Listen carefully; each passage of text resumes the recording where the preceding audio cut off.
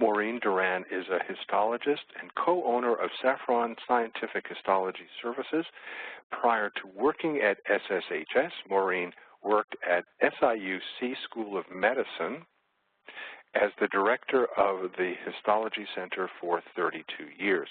She has presented numerous continuing education workshops, lectures, and teleconferences for NSH, ASCP, and the University of Texas Health Sciences Center at San Antonio.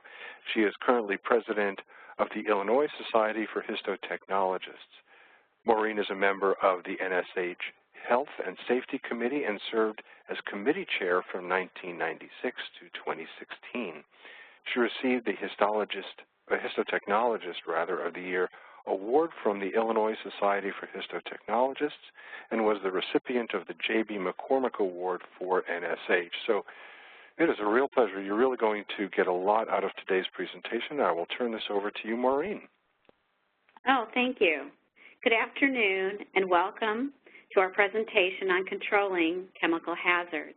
I would like to thank Leica Biosystems for giving me the opportunity to present the information on this topic. We're going to take a look at the objectives here. We want to make sure that we can recognize the potential chemical hazards in our workplace. We want to be able to evaluate hazard assessment and control measures and see if we can improve these. We also want to develop appropriate safe work practices to lessen or eliminate our exposures. So we're going to take a look at our chemical hazard assessment.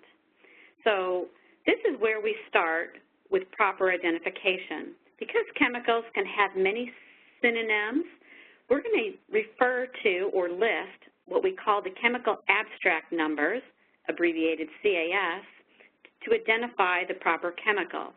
Our safety data sheets list CAS numbers along with other hazard information and also now include the Global Harmonization System, GHS, as classification and labeling of chemical hazards. This system uses pictograms, warnings, and numbers to help us identify these hazards. So in the bottom here, you can see some of the familiar placards that we see on our labeling, flammable, corrosive, and oxidizer. So when we look at our chemical hazard assessment, we're going to focus first on our exposure. How does this exposure occur? A concentrated chemical we would think would be more likely to increase our exposure than if it was diluted. And maybe using smaller volumes of chemicals may decrease the exposure hazard. If the duration of exposure is prolonged, we may have to increase our protective equipment, such as selecting a pair of gloves that may be a little bit thicker or even changing the material. Heating a chemical or changing the pH may also affect the hazard by increasing the acidic or alkalinity of the solution, or it may make it more volatile or even more penetrating through our glove material. So we'll focus on our routes of exposure. So in our lab, we're mostly going to consider the first two here, our inhalation and absorption. Usually ingestion and injection are not an issue if we're using good laboratory practices. We know that inhalation is how most of our liquid or volatile chemicals are going to have access to our body. And absorption, we have a lot of chemicals that will have dermal exposure and will be able to be assimilated into our body. So the first group that we're going to concentrate on is our flammables. Flammables are defined by specific characteristics, and one of them is flash point. Flash point is the lowest temperature of a flammable liquid at which it gives off vapor sufficient to form an ignitable mixture with air near the surface of the liquid. In histology labs, flammable liquids comprise the largest volume of our reagents and the category we have the most contact with on a routine basis. Because of this, it's very easy to become complacent when handling flammables. We're going to talk a little bit about what our exposure limits are to all our chemicals. So usually we refer to these as occupational exposure limits, and they're usually expressed as threshold limit values. There's actually 4 categories that we commonly use. The first one is our time-weighted average. And this is for an 8-hour workday for 40 hours a week.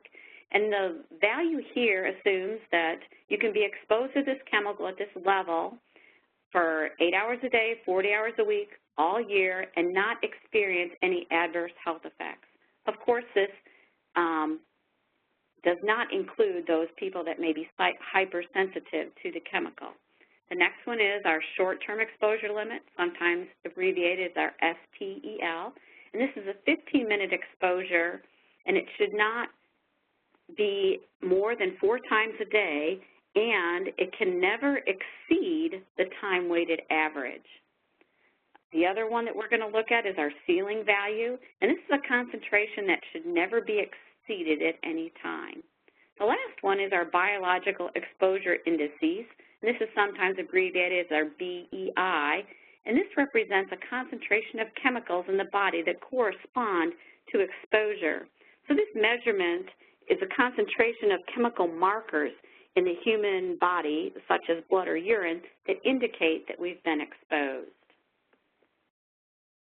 So let's take a look at some of our flammables here. As you can see on the left, we have listed our chemical abstract number, and then on the right to the chemical, we either have a permissible exposure limit or a TWA. Ethanol usually is the one that has the highest exposure allowed in our lab, and this is because of its low toxicity. Ethanol is processed in the body to CO2 and water. Mixing ethanol with isopropanol, remember, or mixing it with bleach can produce toxic fumes. This produces chloroform and hydrochloric acid. Exposure to ethanol and isopropanol can be increased if we add it to stains which we heat. And a good example of this is when we're making up our Luxol Fast Blue or Oil Red O, and we proceed to put these stains in the solvent in the oven or the microwave, and therefore we're increasing the volatility of the solvent. You will notice that both isopropanol and methanol, although they are in the same group of solvents, have a much lower exposure limit than ethanol. That is because methanol is a cumulative poison in the body. It's oxidized to formaldehyde and formic acid. Its target organ is the central nervous system, as the other ones are, but isopropanol can be absorbed through dermal exposure much more than both methanol and ethanol. Isopropanol is metabolized to acetone in the body. Now let's consider that most of us, when we're using our tissue processor, are not using 100% ethanol. Usually we are using reagent-grade alcohol, which contains both methanol and isopropanol in 5% each. Since these have the same effect on the same organ system as ethanol, we actually have a lower exposure limit to reagent alcohol than we would to 100% ethanol. We also want to look a little bit here at our isopentane. So this is actually the most flammable solvent that we have in our lab. It has a permissible exposure limit a little less than ethanol of 600 parts per million. It's often used as a quick freeze technique for frozen tissue, and it's noted that its flash point is so low that it usually is right at its boiling point, even at room temperature. Here's a list of some other flammable liquids that we also deal with in our lab. You'll notice that pyridine is listed here, and it has a very low permissible exposure limit. And that is because this one is actually toxic by inhalation. Its chronic exposure can cause central nervous system depression, GI upset, liver and kidney damage. 6 to 10 parts per million cause headache and nausea. So those are our signs and symptoms of exposure. There was, in 2005, a chemical spill in Belgium of only 2.5 liters of pyridine. It came in a package, and the package had been damaged. They left the package on the floor, and there was a little bit of spillage, and they went through the whole shift, and no one cleaned it up. By the time the night shift came through, 2 people had noticed this noxious smell because it smells sort of like fish. They went to clean it up, and those 2 individuals actually experienced enough of the fumes that they passed out, so they transported them to the hospital. By the time it was all said and done, 51 people had to be treated for exposure. So this was very expensive, and if they had just cleaned it up to begin with, it wouldn't have been that big of an issue. We have a picture here of a ductless fume hood, and there's a container of pyridine in front of it. So if you use these type of fume systems, remember that they are limited in their use. So they have charcoal filters, and those filters are very good for a lot of solvents like ethanol and isopropanol. However, they are not adequate for pyridine because it's an amine. It goes through the filters and it goes right back out into the lab environment. So also when you're using these ductless fume systems, remember that if you have a spill, you need to clean it up immediately because they can very quickly concentrate those vapors in there and saturate the filters that are being used. You will also see toluene and xylene. So xylene will have our permissible exposure limit of 100 parts per million, whereas toluene, which is 60% of most of our mounting medias, is only 20 parts per million. So when we're using these solvents, we want to use our engineering controls. Here you have an example of a fume hood being used when someone is using the fixative carnoys.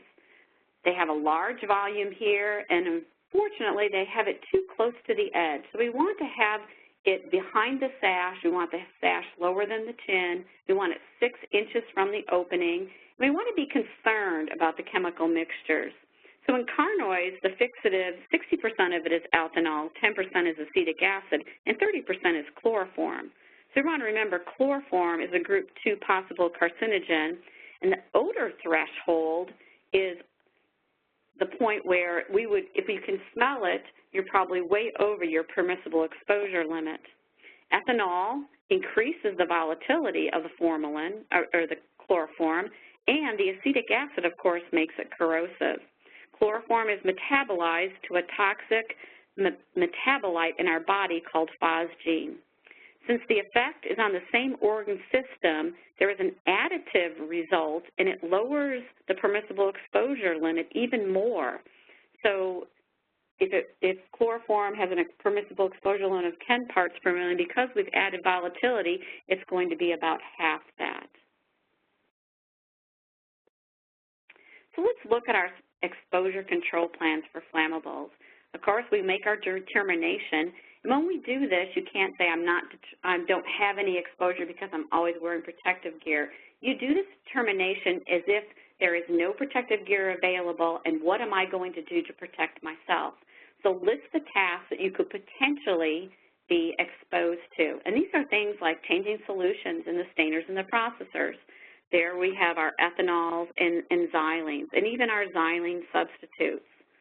Cover slipping, again, we think about that we're not only cover slipping maybe from a solvent like xylene, but we're also using the mounting media, which has that slightly more toxic chemical, toluene and methyl methacrylate in it. We think about dispensing our flammable liquids. We might have exposure to more volumes when we're doing that. And also, where are we going to put these flammables when we're considering our hazardous waste? So our standard operational procedures for flammable liquids, it's the same as with all our procedures. We want to get information, so we look at our label, our GHS system. We refer to our safety data sheets and also our reference material. We're going to use our engineering controls because we're mostly working with liquids here. We want to reduce inhalation exposure. If for some reason our engineering controls cannot meet with us to get below that permissible exposure limit, we're going to have to use the use of respirators. But remember, that's our last line of defense. We also want to be aware of the signs and symptoms of exposures. So with most of our flammables, it's lightheadedness, headaches, and dizziness.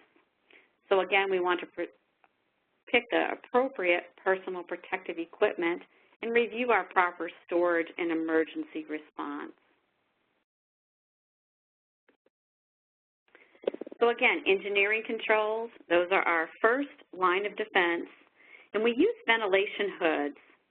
However, most people have strong misconceptions regarding the efficiency of these devices.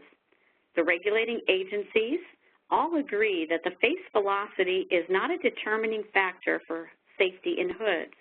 Reliance on face velocity specifications for safety has no sound basis.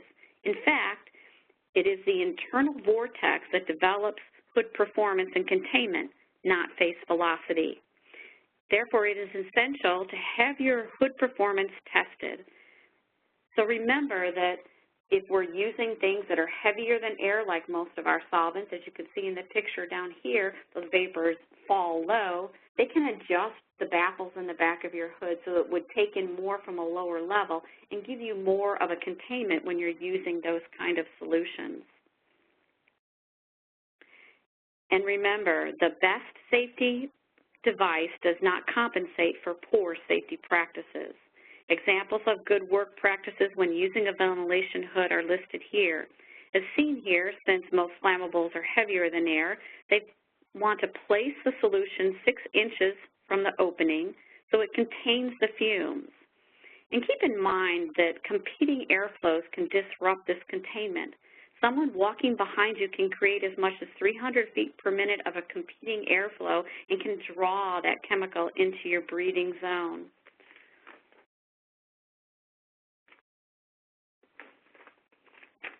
So when we're storing our flammables, we usually are using flammable storage cabinets. So the National Fire Protection Agency and the International Code Council have developed guidelines for the safe storage and use of flammable liquids. It's under a uniform fire code. Flammable storage room requirements are different from flammable dispensing room requirements. Structural considerations for a flammable liquid indoor storage facility include a sprinkler system with 2 exit self-closing doors and a 4-inch open grate trench to drain spills to a safe location. Ventilation should be at least 150 CFMs. Storage should not exceed more than 10 gallons per square foot, or about 3,000 gallons. The cost of upgrading or modifying an existing storage facility may be significant. For indoor flammable dispensing, a grounding or bonding system must be in place. So as you can see here, the technician is dispensing 100% alcohol out of a 55-gallon drum. So she must have it grounded, so there is a metal cord going from the 55-gallon drum to the copper wire that is grounded on the wall. There's also a cord that you can't see that's going from the drum actually to the container that she's dispensing in. This is to prevent the buildup of static electricity. The NFPA 30 is enforceable by OSHA and European standards EN 14471. Now, when we're using our cabinets, our flammable cabinets for storage, the cabinet manufacturers provide us with bungs for venting. Ventilation of a chemical storage cabinet is not required or even recommended. Venting storage cabinets has not been demonstrated to be necessary for fire protection purposes. Additionally, venting a cabinet could compromise the ability of the cabinet to adequately protect its contents from involvement in a fire, since the cabinets are not generally tested with venting. So you may ask, I'm going to store my flammable liquids in a refrigerator. Do I really need a flammable or explosion-proof refrigerator?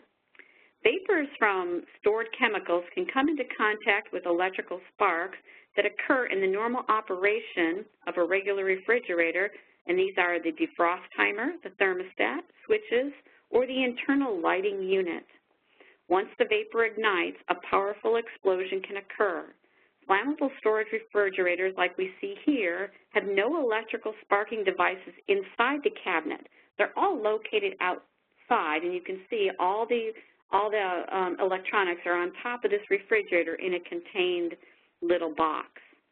Explosion-proof refrigerators are only required when storing flammable materials in an area with an explosive atmosphere, such as a solvent dispensing room.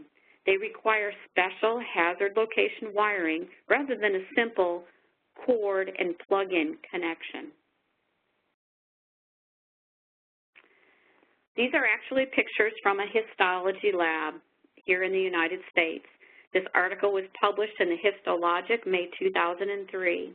These are pictures from 2002 where in a histology lab they were using isopentane to quick freeze in liquid nitrogen. The researcher wanted to reuse 50 mils of isopentane the next day and placed it into a loosely capped 1-liter bottle in a non-flammable refrigerator. In the early hours of the next day, an electrical spark ignited the vapors.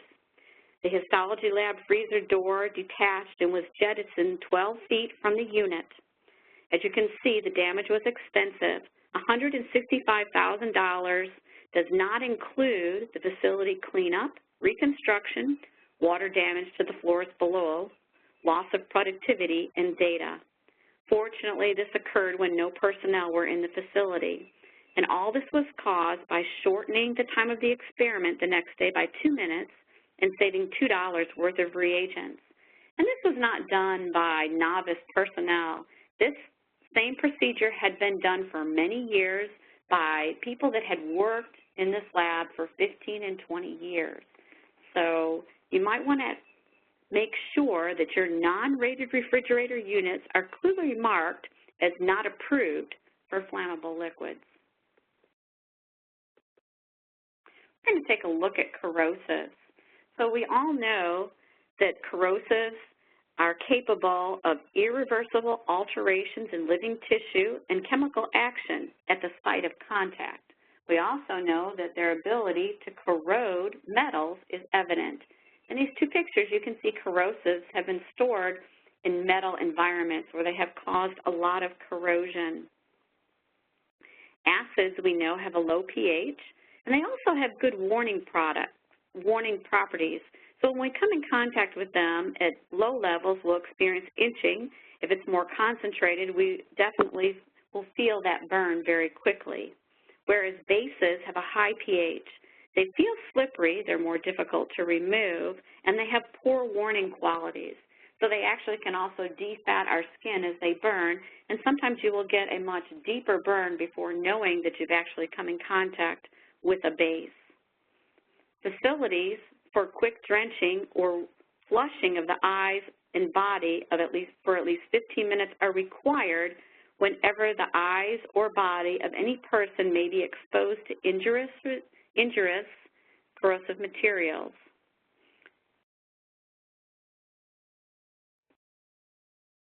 So we're going to look at a few of the corrosive chemicals that we have in our labs. The first one here is ammonium hydroxide. And so this is a strong base that we use often with our silver stains. So we'll use it in our Fotana Massans, our Gomorrhe's reticulum, and even our Steiner's has a 1% solution of ammonium hydroxide in our developer. So when we make these ammoniacal silver solutions, we've always heard that they possibly could be shock explosive. We want to remember that we don't want them to dry out. Most of the information that we have regarding these ammoniacal silver solutions comes from the industry where they make mirrors. And their solutions are not that more concentrated than the solutions that we're using. And remember, a lot of these solutions we're also heating, so that also allows them to become more concentrated. By storing these solutions in the refrigerator, it does not prevent the formation of the explosive compound that occurs in these solutions, which is silver nitride.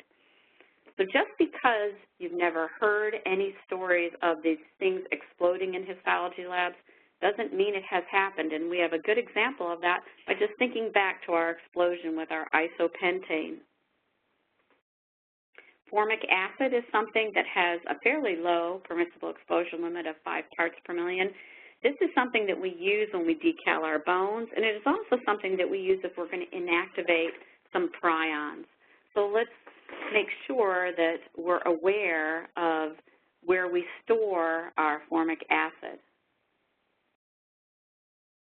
Some other corrosive chemicals that we use is our glacial acetic acid. This is very common. We add this to a lot of our stains, and even if used in our common stains to acidify some of the solutions to make them work a little bit better.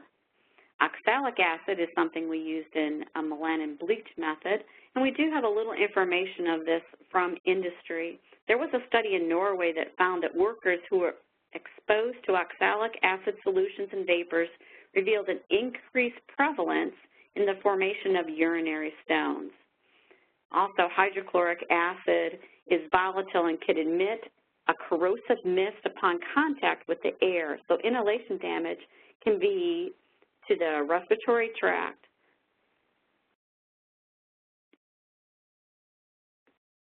So let's take a look at our exposure control plans here with corrosives. Again, we're going to do our exposure determination as if we don't have protective gear. So we're going to list the places where we could possibly be exposed. So preparing those staining solutions that have corrosives, cleaning our glassware if we're still acid cleaning glassware for some of our silver stains, changing solutions in the stainer, so when they need to come off and we need to refresh them. Again, our bone decalcification will use corrosives, and then we want to consider how we're going to store our corrosive waste safely. As you can see here, someone is actually weighing out corrosive. This is periodic acid as a powder, and they're weighing it out on the scale. And then here, they're using concentrated nitric acid, and so they'd actually have a respirator on because their engineering controls are not adequate for decreasing their exposure in this instant. So when we're using corrosive liquids, again, for our standard operation procedure, we're going to look at the same things to gather information. We're going to, again, use our engineering controls and a respirator if the engineering controls are not adequate. And again, we'll focus on signs and symptoms. So this is mostly going to be dermal exposure and respiratory exposure. And we're going to look for the burning, the itching, tearing. And we're going to select appropriate protective equipment to prevent this from happening. So we want to consider that the Bureau of Labor Statistics reports that eye injuries in the workplace cost over $300 million per year in loss of production time, medical expenses, and workmen's compensation costs. 3 out of every 5 workers injured were either not wearing eye protection at the time of the accident or wearing the wrong kind of eye protection in the lab. A single drop of corrosive may cause blindness within 2 to 10 seconds, and this is from direct destruction of the cornea. So let's think about, where are our eye wash stations? Do we properly check them? Do we make sure that our emergency equipment is working? Because we may not have that time to do that when there actually is an injury. So remember, we want to make sure that we store all our corrosives below eye level, and we want to use chemical splash goggles, not chemical glasses, because they usually have openings that would allow a chemical to get into our eye if there was an accident to occur. So we want to wear these when we're handling chemicals that are hazardous to our eye, using chemicals that are unknown, or even working with liquids that are hotter than 60 degrees. So remember, we also want to add a face shield if we're using concentrated chemicals or corrosives if we're using them more than 10 mils at a time. So in this example here, they're dispensing from a 4-liter bottle. So they've added the face shield along with the chemical goggles. In this picture here, the technician has selected a lot of appropriate gear and some not so appropriate. So she has on her laboratory coat, she has on a thicker gauge of gloves to protect her from the acid, and she is in the fume hood and it's pulled lower than her chin, but unfortunately she has selected safety glasses instead of safety goggles. And we do have several instances, if there was a splash to occur, that it actually seeps down the edge of the glasses and can cause burning to the eyes. So again, we're going to take a look at appropriate protective practices and equipment here. So in the picture on the left, you see the technician has safety goggles on, not safety glasses. She has a thicker gauge of gloves and her lab coat, and she is actually using a transfer bucket. This is secondary containment when transferring a concentrated corrosive. So in many times, most of our accidents with corrosives occur during the transport from the storage facility to the ventilation hood where we're working with them. The bottle could slip out of your hands, or possibly the little thumb ring breaks off. So the secondary containment is a way of preventing this from happening. In the picture on the right here, you see an example of inappropriate protective equipment. The young man here does not have safety goggles on. Yes, he's not using the chemical yet, but it's coming to him during transport. He has gloves on, but here he does not have closed-toed shoes on. And that is an issue in many of our labs, especially during the warmer months. So waste disposal regulations will vary depending on our location. That being said, it is not good laboratory practice to use our sinks as dilution vats to dispose of corrosives. So as we say, dilution is not the solution. Remember that even though you're running copious amounts of water, these acids are heavier than water, and they tend to accumulate in the drain area. So we're going to move on to our reactive chemicals. And for us in histology, these are mostly our oxidizers. So oxidizers are those reagents that are capable of starting fires without a source of ignition. They are defined as substances that yield oxygen to stimulate the combustion of organic matter. So these are one of the things that we want to keep separate, especially from our flammables. In this picture below here, you can see where they've actually stored oxidizers. This was oxidizing acids such as nitric acid with some flammables. And what had happened, the doors were closed, and the fumes from the two reagents had reacted, causing not only breakage from those bottles, but also from the other bottles that were near it. Here you can see where the oxidizer has leaked out from the smaller bottle because it has a cork on it and it was not properly sealed onto the metal and caused the corrosion to the point where we were unable to determine what the chemical was in this bottle. So our global harmonization system will categorize oxidizers into several groups. And as you can see, they use three groups of numbers here. So our H270 indicates that it may cause or intensify a fire, whereas the H271 says it may cause fire or explosion, and it's a stronger oxidizer. So when we look at our placards, we also want to look at the notes on there that will give us some more indication on what our chemical hazards are. So here we have listed some examples of our oxidizers. So benzoyl peroxide, which some of you may not know, is actually the catalyst for our JB4 or our glycomethacrylate. This is a very active catalyst, and it needs to be handled very specifically. You never want to contaminate a catalyst with any other kind of reagent or actually utensil. So usually when you're weighing out this catalyst, you only use that utensil and you never use it for anything else because a very small amount of contamination can cause a very large reaction. The second chemical we have here is chromic acid, and this is one we use often if we're doing our fungus stain, our GMS. This is actually has a fairly low permissible exposure limit. It's an acid, but it also is a very strong oxidizer. Hydrogen peroxide is something that we use routinely in the lab if we're doing immunohistochemistries. So this is one that we usually take from a bottle that's like 30% and we dilute it out to maybe 0.01 or even 1%. Periodic acid is an acid that we use quite often for our stain, for our Schiff's reagent.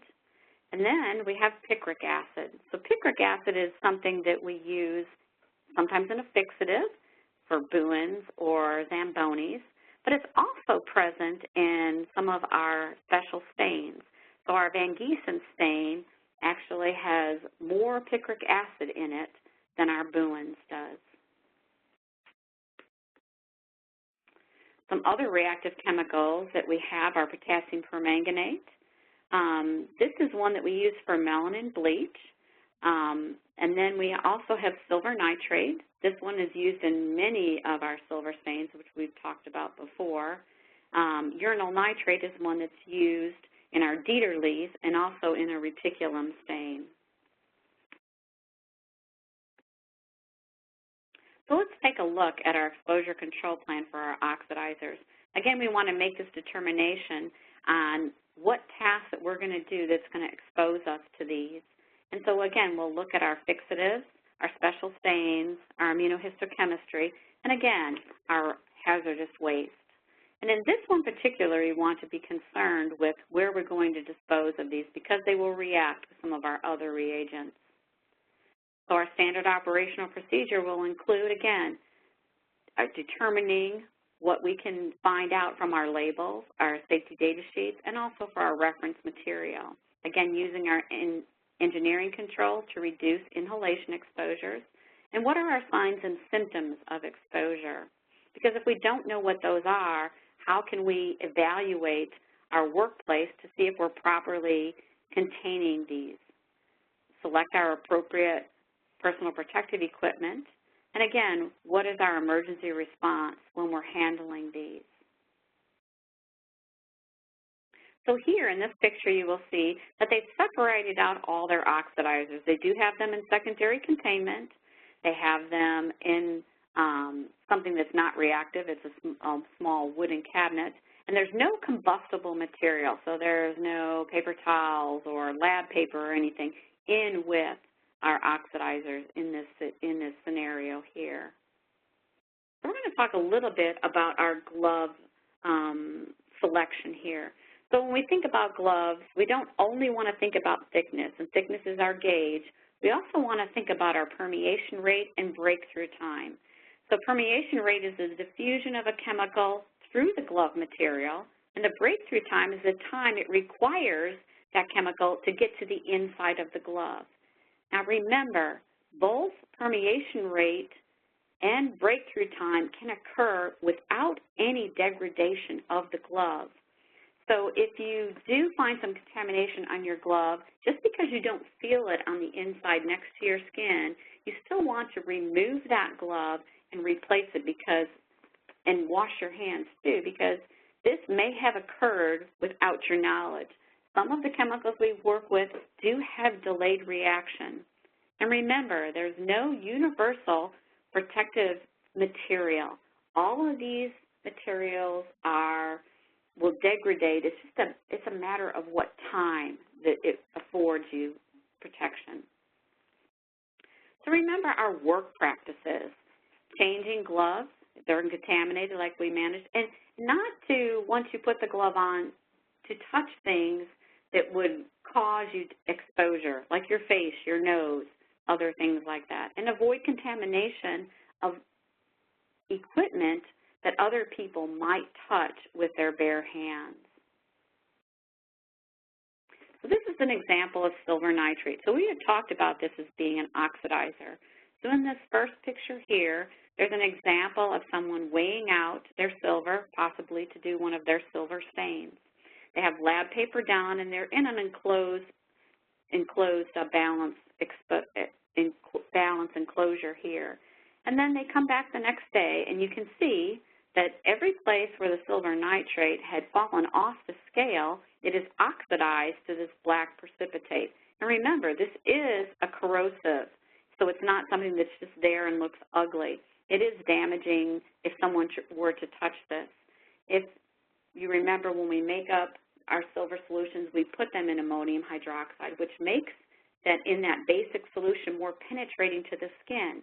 So if someone had spilled some ammoniacal silver on the counter and you had put your bare skin on it, you might notice some itching, and then maybe you would go to the sink and wash it off. The next day, 24 to 48 hours, you would probably notice that the skin has turned black because the silver has oxidized at that point. We want to be concerned with unwanted oxidizer reactions. So we want to avoid returning unused chemical to the original container. So here in this picture, you see the tech, she's extracting with a pipette some hydrogen peroxide for an IHC procedure. And this is 30%. So she's going to put it into another container and then dilute it. She's not going to return what she doesn't use to that because this is an oxidizer. If there's a small amount of contaminant in that pipette, it could introduce something into that solution to cause an unwanted reaction. So remember, hydrogen peroxide is a peroxide former. So if you're going to buy a bottle of 30%, you'll notice on the cap there's a little hole in the top so that some of that can come out. If you don't have secondary containment around that, it's going to take that oxidizer and place it on the outside of the bottle. And so you'll wonder, why does the label always disintegrate on my bottle of 30% hydrogen peroxide? That's because this oxidizer is fuming around the label. So it's a good idea to use secondary containment. If you're going to store it in the refrigerator, put it into a larger container so it's not having those fumes come in contact with anything else in the area. So we're going to look a little bit at picric acid. So this is one of our strongest oxidizers. This is our trinitrophenol, and it actually only differs from TNT by one hydrogen bond. Picric acid, as you can see in this bottom picture, actually caused an explosion in the 1800s of a factory where it was made. Several workers were killed, and the factory was soon closed after that. It's also used as a military explosive. So in the top picture here, you'll see a technician who's weighing out picric acid to make buoys, and she's actually wiping the edge of the jar where the cap screws on to make sure that there's no chemical residue there, so when she screws the cap back on, it will be clean because she doesn't want it to dry out, and therefore the friction of opening the bottle could cause a problem. In the next picture here, this is actually a 5-gallon container of buoys that is made up for a histology lab. And as you can see, there is some corrosion on the container because there was some leakage. In this facility, they had a concrete floor, and actually picric acid reacts with concrete violently. So you have to keep these apart. So if you have concrete floors and you're using buoys, make sure you use some secondary containment. We actually did have an incident where somebody had taken buoys out to a farm to test these for animals, and they dropped the glass container on the gravel going into the barn. That gravel had to be professionally scooped up, lab packed into a 55-gallon drum and disposed of. The cost was $4,300 to do that. And this we're going to talk about, this is our potassium permanganate. And so this is one of those chemicals that we use in some of our stains. For example, it could be a replacement for our Zankers, our mercury, in our phosphotungstic acid stain. Potassium permanganate is an oxidizer that sometimes will react with some of the solvents we use in the lab and also with glycerin. And I know there's some comments that say that, you know, you could put these two things together and it's just a myth that they actually react. It's funny because actually the firefighters use what they call primo fireballs to fight fire with fire. And so a primo fireball consists of 3 grams of potassium permanganate, and they add 1 ml of an automotive coolant, ethylene glycol, and they drop these, and they immediately start a counter fire. So in this instant here, this is a laboratory situation where the technician was changing out the solutions in the processor, and she was using a xylene substitute. And she had previously weighed out potassium permanganate for a phosphotungstic acid hematoxin, and some of it had spilled, but it was in the hood and it was on the laboratory paper.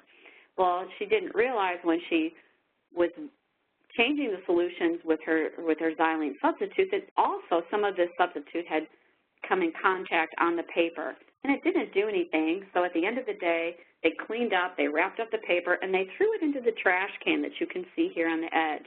And as they were talking and getting ready to leave for the shift, all of a sudden one of the technicians felt this warmth behind her, and they turned around, and the entire trash can was on fire.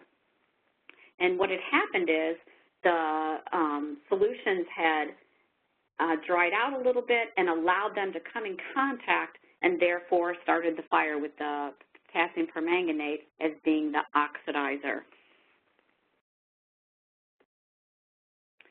So another example we have here of our oxidizer incompatibility, this is a case that happened in the United States, and they were working in the lab, and they were reusing some of their hazardous waste bottles and didn't realize that there was a significant amount of solvents in one of the hazardous waste bottles, and then they used that same bottle to get rid of some nitric acid, which is a very strong oxidizer. And as you can see, the bottom picture here is just a picture of the hood area where this explosion had occurred, and also you can see the damage to the entire lab because it actually blew out the sash of the hood. There were 2 students that had to be transported to the hospital that did require medical treatment from this.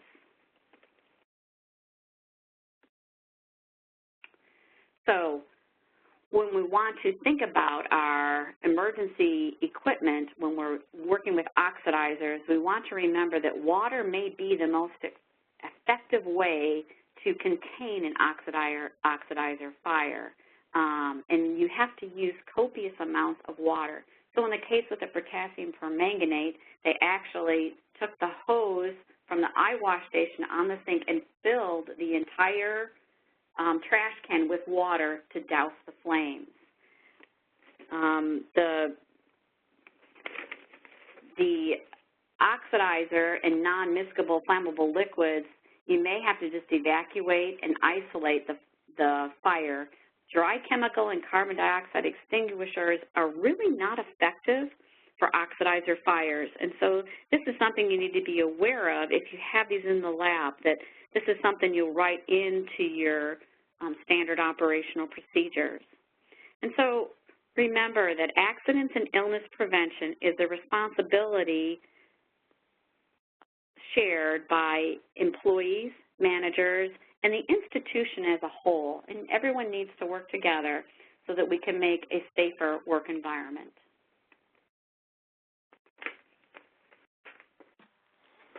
And thank you very much, Maureen, for another wonderful presentation. As before, I've gotten several comments from folks commenting on the value of this presentation, so thank you very, very much.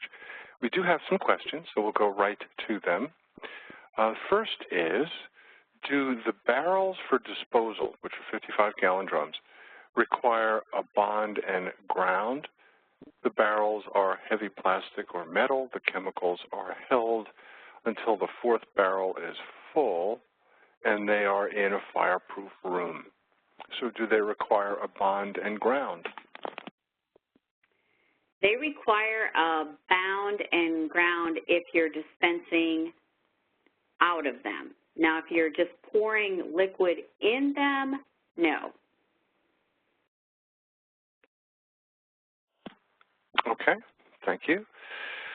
Next, does a small tabletop fan located 7 to 8 feet from the grossing station interfere with the airflow of the grossing station? That is something that an airflow specialist would have to determine.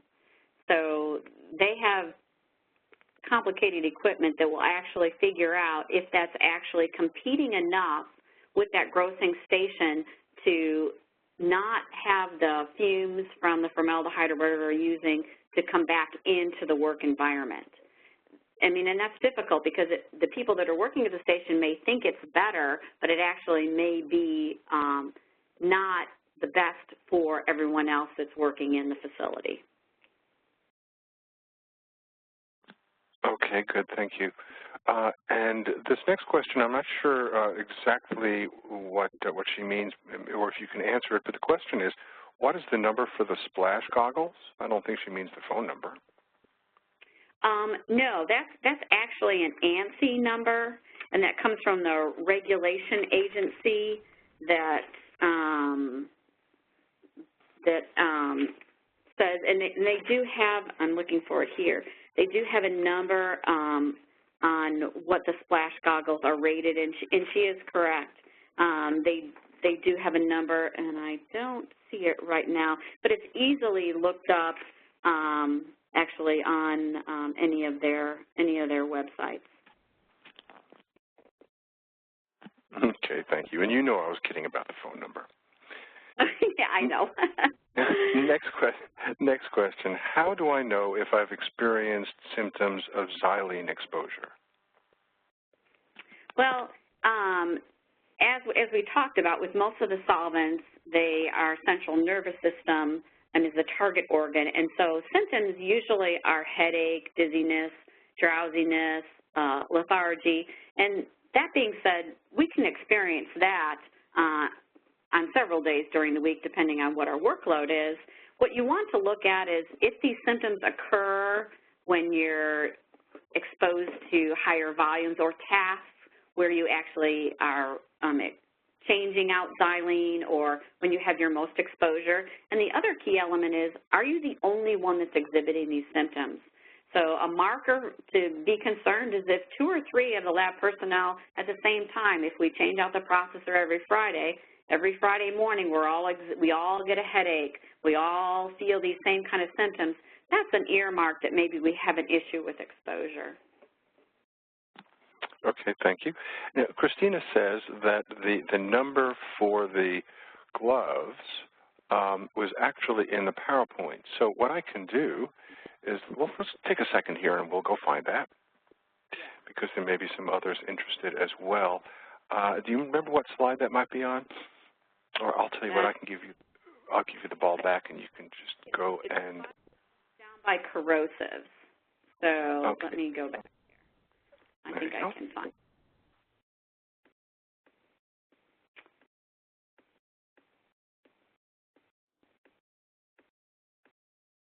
Right here.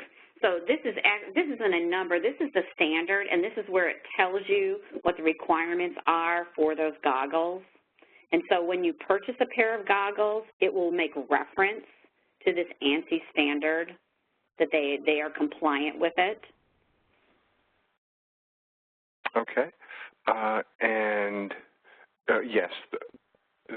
yes, Christina, that was the goggles, not the gloves, and that's exactly the number she needs. So thank you. I think you've made somebody's day today. Let's go back to questions now. The next question is, speaking of gloves now, what type of glove is recommended when handling concentrated acids? So a lot of us in our histology labs, we use a lot of disposable nitrile gloves, and those gloves are usually a gauge or a thickness of either 3 to 4 mils. So and those are adequate usually for splash resistant. If we're using dilute acids, anywhere between 5 and 10 minutes. When we go to concentrated acids, when we're measuring out things like hydrochloric or glacial acetic acid, we want to pick a heavier gauge, and they recommend at least 8 mils. So that means you can double glove with 2 pairs of 4 mil gloves, or you can look when you're purchasing gloves, a lot of them will sell the 8 mil gloves, and a lot of us like to put the 4 mil on the inside, 8 mil on the outside, depending on what your needs are. But definitely pay attention to that gauge when you're handling those more concentrated corrosives. Okay. We've gotten some requests to see some slides again, but let me remind everyone that today's recording will be available on Pathology Leaders in a couple of days, so you'll be able to access the entire presentation and get whatever you need from the slides from the recording as soon as it's posted. Last question, we have time for one more quick question. Excuse me. How should I handle combustible material contaminated with an oxidizer? So if you have worked with these combustibles and there is some spillage on disposable material, what you want to do is rinse that material, paper towels, lab paper or whatever into the waste container for that chemical so that you have rinsed it all out so it's no longer an issue to start a fire with that combustible. Okay, wonderful. Thank you very much for an exceptional presentation, which everybody should hear and see. And before we are finished with our webinar for today, let me remind everyone that the recording will be available on the Pathology Leaders website. Susanna has put the link into the chat box, so be sure and copy and paste that. If you don't have that bookmarked in your browser, you really, really should.